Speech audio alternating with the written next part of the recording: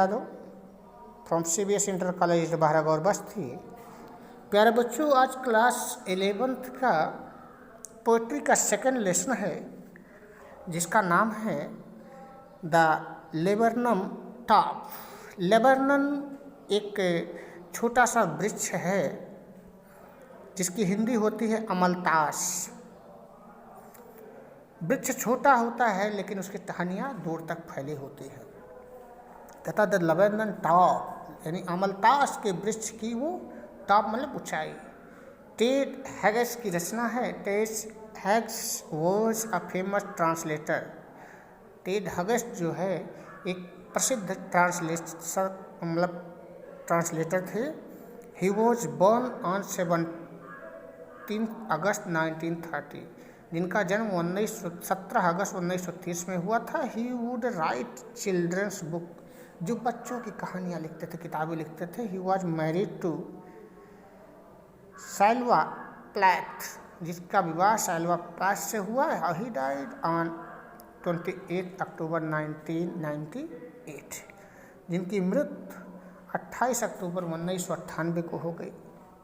तो ये था पोएट के बारे में। आइए पोएम के बारे में पढ़ते हैं। कहते in this poem the poet describe how a little bird awaken the quiet and sleepy.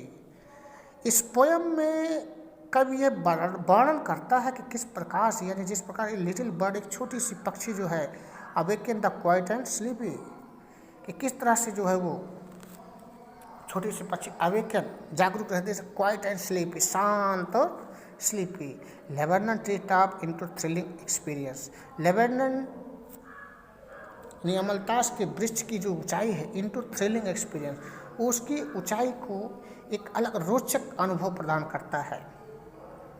कहता है the laburnum top is silent quite still in the afternoon yellow September sunlight, a few leaves yellowing all its seeds fallen till the goldfinch comes with a touching creep. A suddenness, a startlement at a branch end. कहता laburnum top is silent quite still. कहता अमलतास का वृक्ष जो है का शिखर जो है एकदम पूरी तरह से अचल है, शांत है। इन the afternoon yellow September sunlight, यानी सितंबर के तीसरे पहर की वो पीली धूप में अमलतास का वृक्ष का शिखर बिल्कुल शांत है। ये फ्यू लीव्स एलोइंग, जिसके कुछ पत्ते पीले पड़े हैं। ऑल इट्स सीड्स फॉलन, और उसके सभी बीज गिर गए हैं। Till the gold Finch comes, और एक गोल्ड फिंच ने विच ट्विस्टिंग क्रिचअप ने शाखा के एक सिरे पर क्या किया, a suddenness instalment at the branch end, सिरे पर अचानक चहचहाहट ने उसे हलचल पैदा कर दी। कहता गोल्ड फिंच ने शाखा के एक सिरे पर अचानक जो है चहचहाहट से उसने हलचल पैदा कर दी। अब ये कौन है? गोल्ड फिंच एक पक्षी है। That sleep as a lizard and alert and abrupt। करा छिपकली के समान चिकनी, चौकस और फुर्ती से वह सघनता में चली जाती है। शी एंटर्ड द थिकनेस, करा वो सघनता में प्रवेश करती है। एंड ए मशीन स्टार्टअप, और वहाँ पर एक कंपन सा शुरू होता है। आप chittering and temper of wings and trailing the whole tree trembles and thrills, जिससे वहाँ चहचहाट, पंखों का कंपन व स्वर कंपन की मशीन चल पड़ती है, जिससे the whole tree trembles and thrill, पूरा पेड़ कांपने जैसा लगता है एंड रोमांचित हो उठता है। It is the engine of her family, कहा ये उसके परिवार का इंजन है। शी स्टोक इट फुल, उसने उसे पूरी तरह से मतलब स्टोक कर देती है, चला देती है। Then flit out to the branch end, और उसके बाद फिर फड़फड़ा कर एक शाखा के सिरे पर बाहर आ जाती है। Showing her beard face identify mask, जहाँ पर उसका धारीदार मुखौटा जो उसकी पहचान कराता है।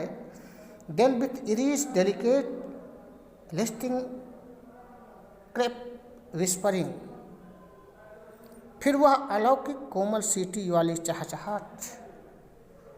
She launched away toward the infinite and the Lebanon subside to empty.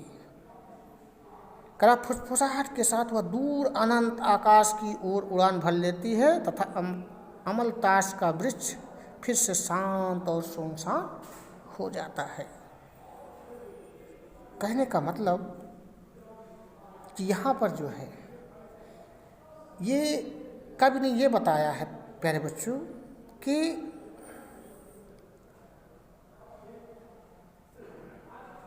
जिस प्रकार से एक शांत वृक्ष में एक छोटी सी पक्षी के आ जाने से अचानक उसका शांत का माहौल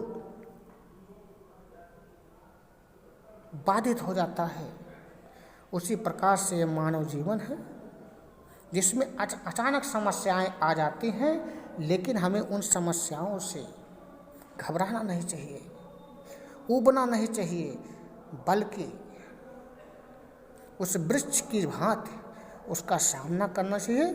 और जैसे उस पक्षी के वहाँ से चले जाने से पुनः शांति का माहौल आ जाता है, वैसे ही है आपका जीवन है। जब समस्याएं दूर हो जाती हैं, दूर हो जाएंगे तो आपका जीवन भी पुनः उसी शांत, उसी एकाग्रता, उसी संतुलन में आ जाएगा जैसे कि लेबनान ट्री का कंडीशन था। तो प्यारे बच्चों, मुझे लगता है आपको समझ में आया होगा। इसको पढ़ेंगे और जो है इसके कुछ क्वेश्चंस है उसके बारे में अब आपको बताते हैं। हाँ, तो देखिए फाइंड आउट है करा what Lebanon is called in your language. आपकी भाषा में लेबनन को क्या कहते हैं उसके बारे में बताना है। दूसरा, which local bird is like the goldfinch. Goldfinch की भांति आपके क्षेत्र में कौन सा पक्षी है उसके बारे में बताना है। थिंक इट अबाउट करा what do you notice about the beginning and the end of the poem. आपने कविता के प्रारंभ से लेकर अंत तक के बारे में क्या देखते हैं इसके बारे में बताना। दूसरा करा two what is the bird's movement compared. पक्षी की गति की तुलना किससे की जाती है और what is the basic for the comparison, और तुलना का आधार क्या होता है। वो is the image of the engine evoked by the poet. कवि के द्वारा इंजन के चित्र की कल्पना क्यों की जाती है ये बताना है। What do you like most about the poem. आप कविता में सबसे अच्छा क्या पसंद करते हो। और what does the phrase her Baird face identity mask means. मतलब हर बेयर्ड फेस आइडेंटिटी मास्क का अर्थ क्या है इसके बारे में बताना है। नोट डाउन करना है बेटा। आगे करा द साउंड वर्ड को नोट डाउन करना है, द मोमेंट वर्ड को नोट डाउन करना है, और the dominant colour in the poem जो है उसके बारे में जो है उसको नोट डाउन करना है। तो ये था सेकंड पोएम। पहला पोएम दीपक सर ने पढ़ाया था और सेकंड पोएम यह है। आज के लिए इतना ही। थैंक यू, धन्यवाद।